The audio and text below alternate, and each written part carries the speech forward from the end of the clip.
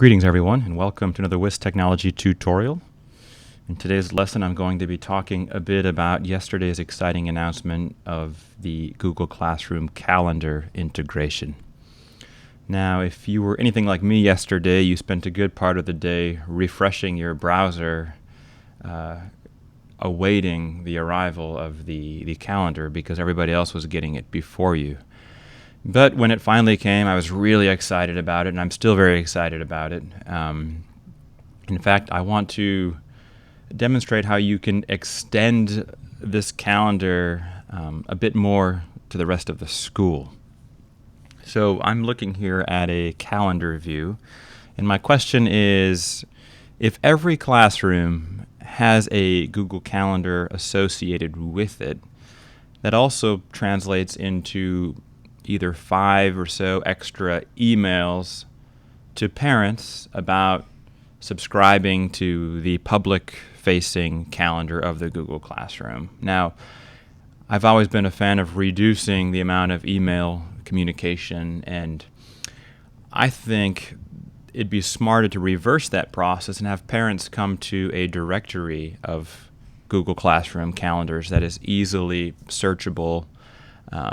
They could literally build their child's schedule on the screen and then add the calendars to their own Google calendars that they need. So for that to work, a few things have to happen. One, you need to be sure that all of your calendars for parents are made public, so they don't have to log into anything to view it. And then number two, you would have to have a public Google site in which to house an awesome table. Now, I've made several videos about awesome tables, but I want to demonstrate another use case for awesome tables. I almost think of awesome tables as a verb now, because I'm going to awesome table Google Calendar. So I'm not going to go into the details of how you can access or find your calendar. That's all over the internet. But what I am going to show you is this idea of taking a public-facing Google Classroom calendar, which is, in this case, I have one called Google Classroom Training, and I have another class called 7 English R. One of them I have already put onto my awesome table, and I've left the other one to demonstrate to you the workflow of this. So here's what the Google site looks like. It's not very pretty, but what you do get are a series of filters at the top. So imagine this is populated with all of your school's teachers. The parent could actually select every teacher their kid has. They could also select the grade level they're in. And then, I haven't populated this, but imagine in this table below, you would see just the teacher 1 in grade 7, or teacher 1, teacher 2 in grade 7, so on and so forth. And then on the very end, you get this link to the actual calendar.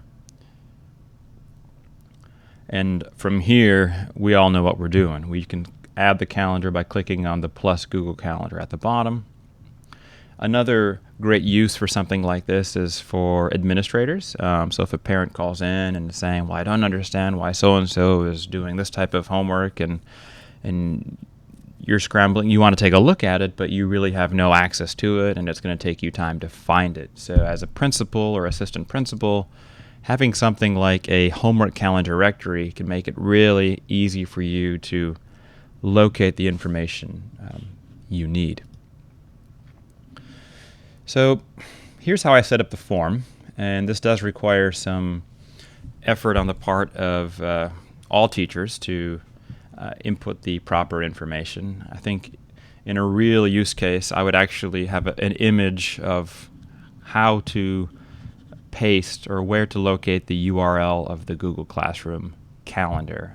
But as just inputting data, I mean, if I'm teacher 2, I select teacher 2. If I'm an 8th grade instructor, I put in my my course name.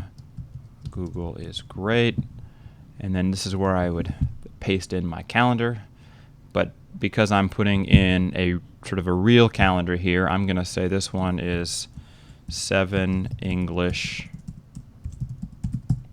R, and then I go back to my calendar, which was over here, 7 English R. I go over to the settings, and then the address I want is this HTML button right here. And what I simply do is I'm going to right click it, and then I'm going to do copy link address. Hop back over to my form. I've also included data validation in this field, so if it's not a URL, it actually will reject the entry to help the data entry process. And when I hit submit, it's going to be passed over to my spreadsheet. Hopefully I clicked over fast enough. Notice how my copy down formula has pulled down the formulas, and it has assembled a clickable URL for my awesome table, which I've located in this sheet down here. All right, so this sheet is simply a query pulling only the columns that I want to display in my awesome table. And this markup language is required in order to make that link clickable. Now, in a real situation, I would likely make this an image. It just looks better, but for the time being, I just simply wrote in the word link. And assembling the URL is a simple concatenation of columns G, H, E, of course, which is the URL of the calendar, and then I, which is closing off the ahref tag. So if I go back to my homework calendar directory, I can refresh here, and we'll notice that right away another option has been added. So teacher 2 is here. So if my student is an 8th grader and has teacher 2, I get right down into their calendar right here. I've also added a string filter to the awesome table, where if I simply just want to search by like a keyword, I can easily type it in. If I'm on the phone and I really need to get something quickly, I can type in the name of the course to find it. So there you have it. So the idea is assembling all of the Google Classroom calendars into a directory that is easily accessible to administrators and parents, to alleviate excessive communication between parents and teachers. This way it's a one-stop shop. Anyone can come here, grab the calendars they need, and then move on to their next thing. So I hope you've enjoyed the idea, and thank you for watching. Bye.